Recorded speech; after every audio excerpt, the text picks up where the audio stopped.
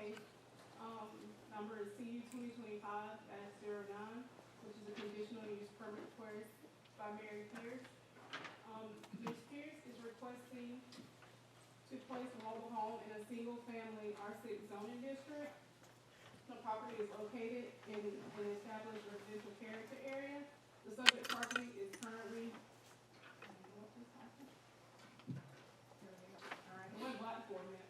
currently a vacant lot, about 0.09 acres or 3,800 square feet in size, located at 809.5 Nardo Street. Previously, there was a home there, but I think it was demolished due to fire damage, and I do believe the applicant owned the home. Which if you have any questions on that, you can speak. If she decides to get up and speak, she can answer more about that. The lot is a non-conforming grandfathered in lot.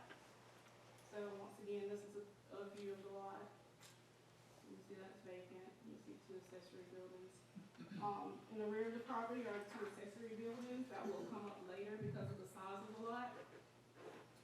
This is the property to the west of the subject property, right next to it. So they do share a driveway as well because that's going to come up later as a point of to be noted.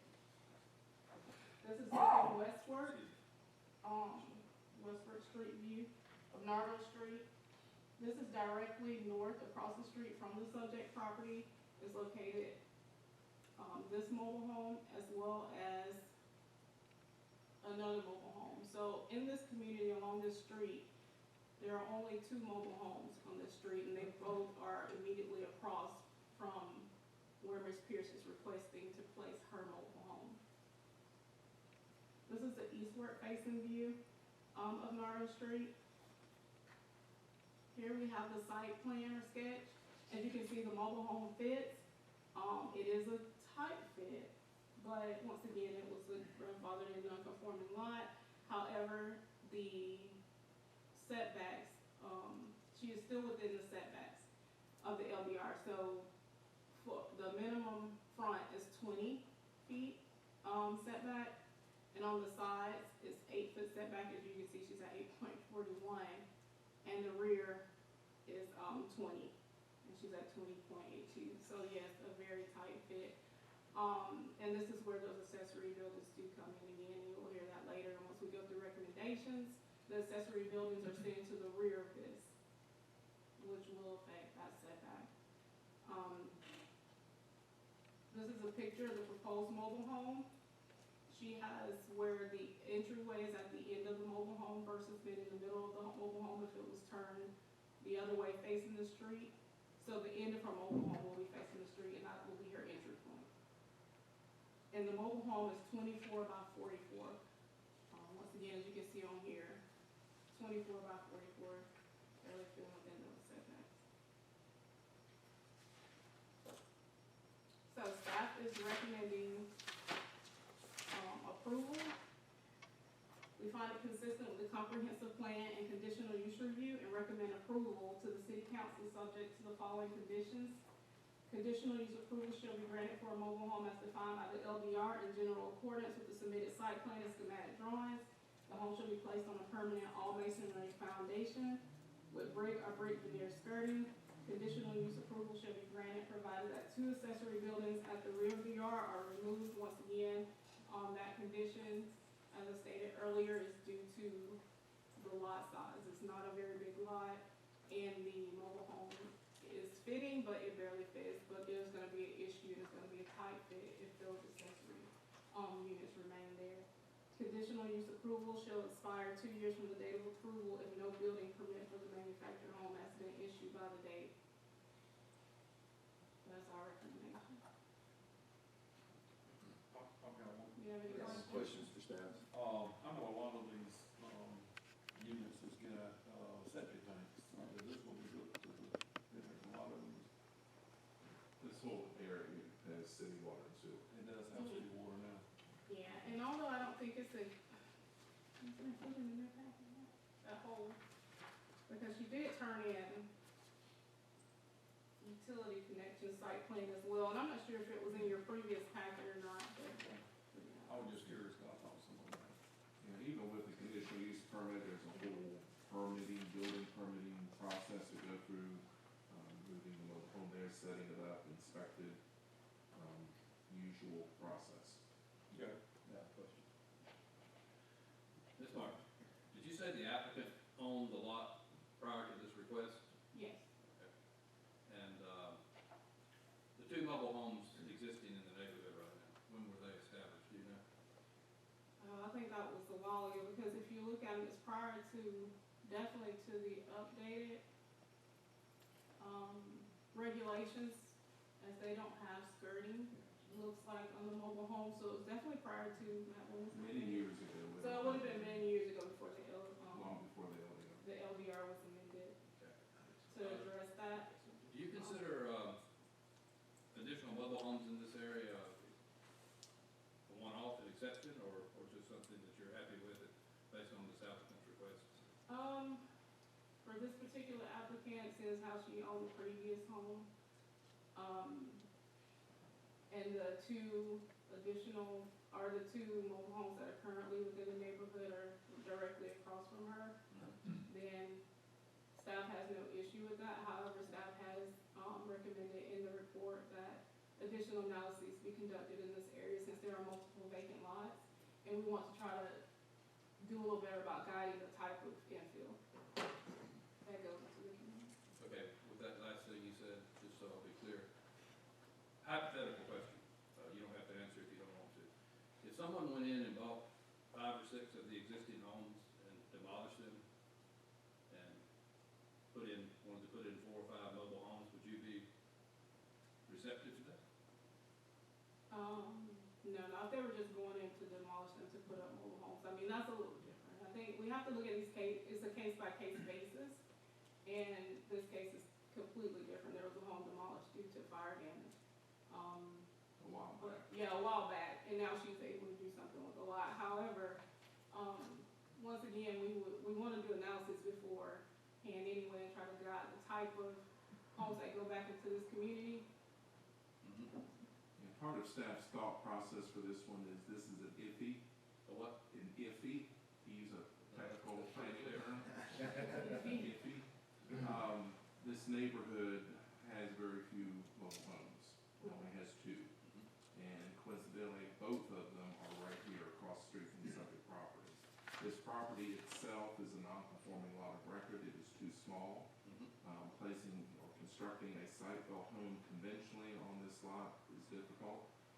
Placing a mobile home is also difficult, and the only way is to turn it sideways so it fits, and then modifying the design of that mobile home such that the front door is on the end cap of the unit rather than on the side, which the applicant has gone to extra lengths to get a custom design unit to fit. If these mobile homes were scattered, staff would think differently. If there were an existing single-family home here that was being replaced with a mobile home, staff would think differently. If this was a larger lot that a site-built home could fit more conveniently, staff would think differently. And if it was not to be an owner-occupied dwelling with the previous long-tenured owner, staff would think differently. Hence the conditions that are recommended to go with this. Well, it's just my opinion, but I did make a couple of site visits, and with no disrespect to anyone, and I mean that, this neighborhood is in need of help, in my opinion. I think the city should take a hard look at that. And I don't think allowing, even under these circumstances, a mobile home is moving in the right direction, especially if, once again, an opinion, I think staff may be critical if, for instance, someone went in piecemeal and started buying lots and opening up the lots and trying to put mobile homes in there. But thank you for answering my question. That's all I have. Commissioner Miller? Okay. Just to follow up, I heard it said it'd be hard to do a stick-built house on a 24/44. You absolutely can do a stick-built house, stick-built house there without any question. Just to follow up, what's the difference between a mobile home and a modular home? It's how they're built at the factory. Right. So since she inspected, is this a modular home then? No, this is a mobile home, and we talked with her about exploring other options, including Katrina Cottage's site-built, and also exploring a modular home. So I just looking at the renderings, I didn't see a tongue on the rendering. I'm just curious, unless I missed it. I didn't see one. So to me, it looks like a modular home Yeah. application. Right, it would have to be removed, and the under part of this unit is hidden by the skirting. So the next question on that, you've put a condition on here that it has to be, on a permanent masonry structure. So if the surrounding, if it's a block foundation, are you still requiring her to brick it on the outside? To brick it or brick veneer it, yes. So I'm curious that they are $200,000 and $300,000 homes in our county that has a block foundation that's exposed. But that's not an issue, but here, we're gonna make her do a block foundation and then put a brick veneer on the outside of that? Yes. This is what we have done when we have recommended approval of mobile homes in other cases.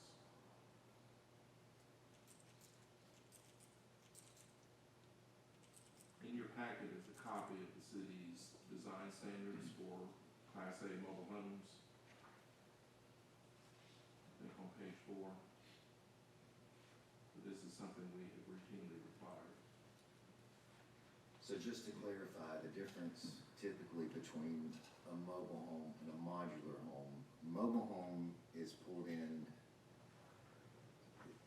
as a trailer on wheels, on a frame on wheels. Modulars typically are sat either on a slab or on a foundation by a crane off the back of a truck. Very aware of that, so that's why I was trying to get clarification, because it says mobile, this is a modular home. Well, No, this is a double wide mobile home. It's just a custom built sideways one with a different front. Is it- Between her and the dealer. So what's the driver on the accessory buildings in the backyard? They don't look permanent. They don't fit back there with this home being placed. because of the setbacks. Which leads to my question, where is the parking gonna be? Parking is in the front, but she It's in shares the the front. driveway with her neighbor. But it's a shared driveway, as I mentioned earlier, that she actually knows this neighbor, and they have been sharing that driveway for years, I do believe. Does the neighbor own that property or are they renting the property? I think I that think one the could neighbor- address that, but I believe Yeah, the owner is the neighbor owner is occupied. The one that they gonna share? This one that she's seeing on the screen. Right, I'm just saying, the one that's gonna be shared drive, that person owns the land adjoining to them also. Yes. So if it's renting, you don't have to help them. Otherwise, they have a small 20-foot area front yard to work with. Yeah. Which is one reason why staff is not in favor of variances to the setbacks. It barely fits as is. The back bags, we went over at the work session with the backyard. Accessory buildings need to be 10 feet from property lines, 15 feet from the house. So even if the accessory building is paper thin, it's 25 feet of setback. The backyard's only 20 feet And long. she only has 20 feet of setback.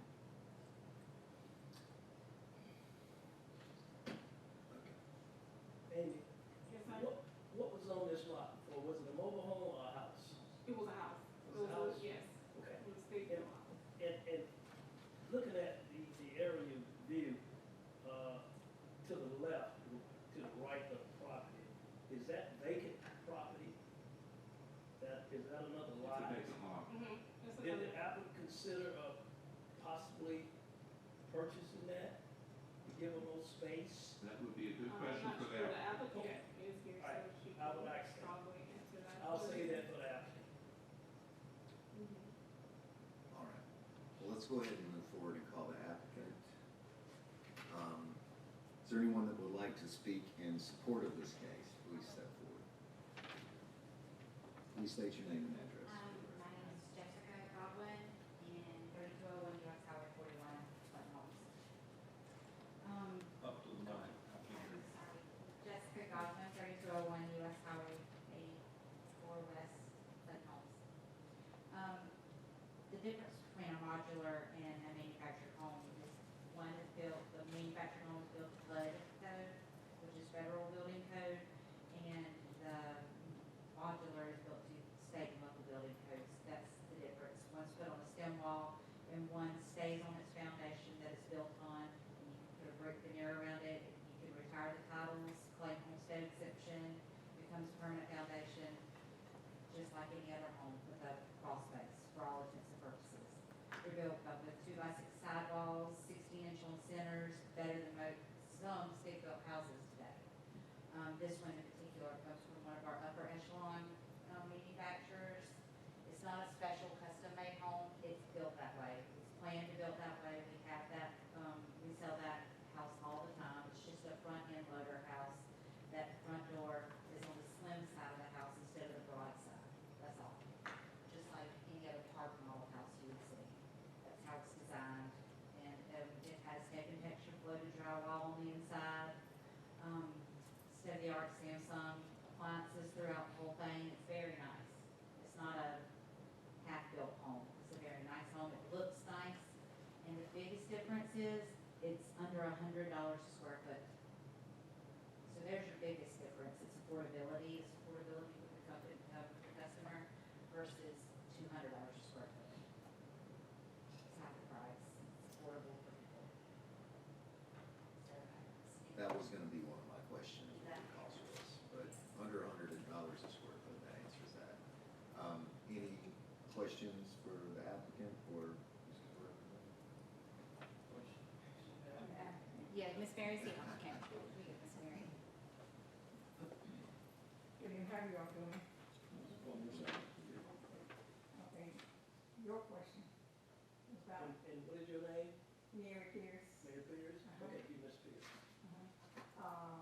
There was a house on that property, we lived there about almost 47 years, and one correction, there was a fire, but if the fire didn't burn the house down, we had to remodel after that. But the reason the house got torn down was because when our daddy came, the water seeped up under the house that we didn't know, and it sat there for a period of long time, and it turned into mold. And I didn't realize what was going on, but it seeped from the floor all the way up to the ceiling, and it was well livable, so we had to tear it down. It was easy to tear it down and try to tear out all the walls and the floors, and that's why the house is gone. And the reason I tried to move a marginal home, and a marginal home is $299 per feet. And if I get it for $1,200 feet, then I have to pay that for the marginal home to put in the building home. Then I also have to pay for a contractor to come and put the house together, which I can't afford. Any other questions? Well, part two of my question was, did you consider the property, next to it? I Yes. did, and she wanted twice. Give you as much. more space. Yeah, it's more space, and that's why we tried to get the property. But I couldn't afford that either. She wanted 3 times more than what it's worth. Although now she got a sign up that's saying for sale, but she's still asking quite a bit of money for it. And I'm on a fixed income, so I'm still trying. And I'm right now staying with my niece. She's so gracious to let me stay with her. I'm just trying to get my own place. Thank you. Further questions for Ms. Pierce? No? Thank you, Ms. Pierce. That's it. Thank you all for listening. Is there anyone else that would like to speak in support of this case? There being none, is there anyone that would like to speak against this case? There being none, we'll close the public hearing portion of this case. Any further questions for staff or concerns? I will say this personally. I understand Ms. Pierce's plight, and I understand that this is the best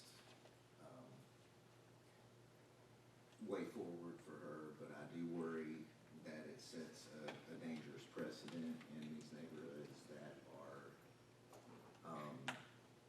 that have several empty lots, and the city is constantly talking about redevelopment and things of this nature, but I do worry that people would start to purchase lots and just put mobile homes on them, and they would become, instead of older neighborhoods, they would just become mobile homes.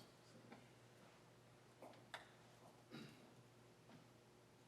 Mr. Miller? Well, I was gonna say, and I share your concern, I think many of us on the committee do.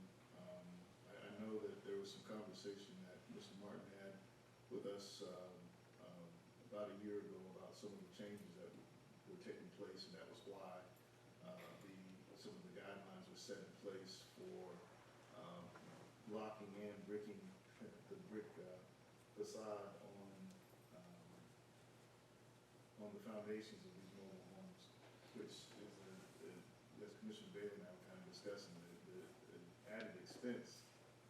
We do understand that the benefit does it, of securing it to the lot to enable the owner to get the mortgages and it become established as a permanent, kind of permanent fixture. But that is a concern, that's a valid concern.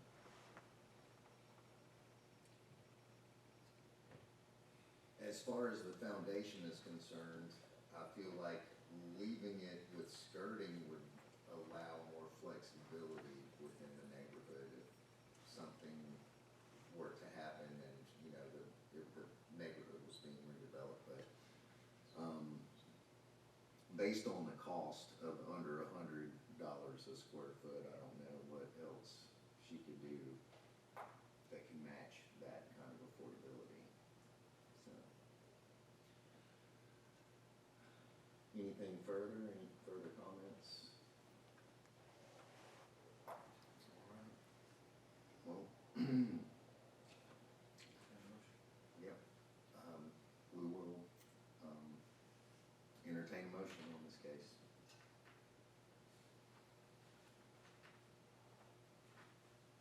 Mr. Chairman, I'll go ahead and do it. Based on what was just said, I agree with everything as far as revitalizing the area and all.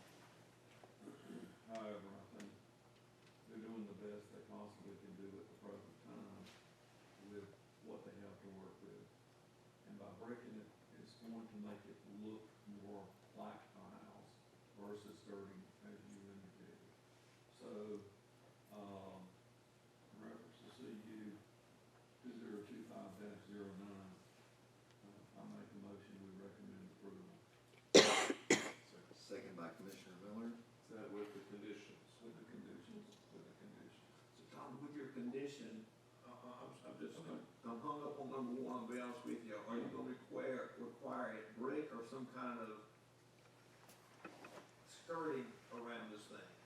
I'm just curious. Well, my rationale for that is the brick is going to, if they decide to develop the area, this wouldn't be such a look like a mobile home if it was developing, not that it's not gonna be a mobile home, but it would look, most of your houses are gonna have a monolithic slab or brick or That's what I'm whatever. saying. So it's okay, if the people next door tore theirs down and put a slab in, left the slab exposed, that's okay, but this lady's gotta put brick on her? To clarify, we're talking about a CMU foundation, concrete masonry block foundation with a brick veneer on the That's one of the exterior. choices. Or stucco. It's or worded as all something. masonry foundation with brick or brick veneer. Okay. Yes, sir, Mr. Mr. Chair, would I be out of order? Could I ask Ms. Pierce one more question? Of course. Ms. Pierce, Yes. will you be, living in this home, or will you be renting, or Oh, this is for it's you? for me, it's for me. Okay. All right. She gonna pull up her head there. Sorry, no renting. Can I clarify the foundation? Scotland. Okay. The foundation will be blocked and tiered, so it'll be like piers. The home will be on piers, and around the skirting, instead of having your typical vinyl skirting that you'll see on a mobile home, it will either be stucco, or you can brick it, or you can block it, then it will just be the perimeter of the mobile home. It won't have blocks and then brick. Thank you, ladies. Stucco is not one of the options. Stucco's not mentioned. It's 4 inches of cement. We call it stucco, but we can use stucco, brick, or concrete block. And You I, can do anything that's So considered. my question, are you talking about concrete block and then stucco? It's done for FHA guidelines. It's just, they put up a, you know, like they would stucco anything, a form, and then they put 4 inches of cement around it and put, that's just one of the options. You can brick it, you can use concrete block as your skirt, or you can stucco it. Mr. Chairman, we have a motion and we have a second, and are we gonna vote on that, or are we gonna have another motion, or what? Well, we have a motion in a second. Conversation Well, about I mean, there's a motion on the floor that's been Well, that was seconded. who's having a conversation about the motion. We're trying to talk through the motion. Well, I'll rephrase that. Are you gonna You're change your good with motion? your motion. I'm fixing to ask a question. Okay. Can I add that, the stucco, You can change condition number 1 to allow stucco as a I'll change possibility. condition number 1, allow stucco. So we have a motion with all the recommendations, including. So you're done the motion. Commissioner Miller is seconding. Move on. All in favor? 1, 2, 3, 4, 5. All opposed? Commissioner Graham? Abstaining, okay. All right, that passes.